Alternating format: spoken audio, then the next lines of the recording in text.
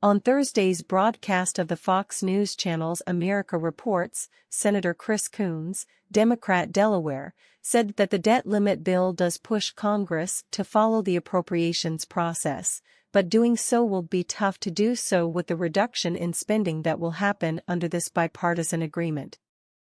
And that the bill makes positive progress on reducing the deficit. Coons said, "There is some extra initiative in this bipartisan deal for us to fully complete our annual appropriations process. It'll be tough to do so with the reduction in spending that will happen under this bipartisan agreement.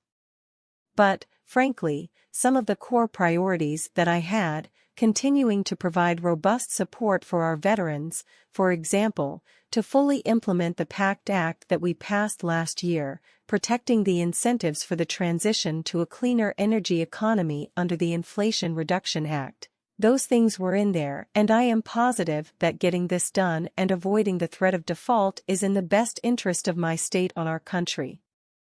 Later, after viewing a clip of Senate Minority Leader Senator Mitch McConnell, Republican Kentucky, stating that the bill helps curb Democrats on spending, Coons stated, "I would say that both parties, presidents of both parties, majorities of both parties have shown an enthusiasm for spending in different ways."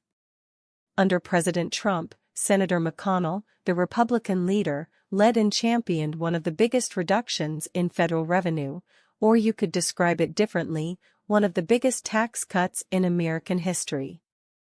Our balance sheet, whether we have an annual deficit, whether we have a growing debt, is the balance between revenue in and spending out.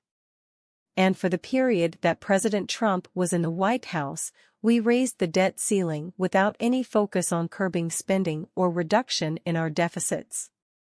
That has now become an obsession with President Biden in the White House strikes me as being more a focus on disliking the areas of spending that Democrats prioritize, the environment, education, health care, and preferring spending that Republicans prioritize, tax cuts and defense. Frankly, we need to reduce our deficits. President Biden has a strong record on reducing deficits already, over his predecessor. And I think we can agree that this is a bipartisan compromise that makes positive progress in that direction.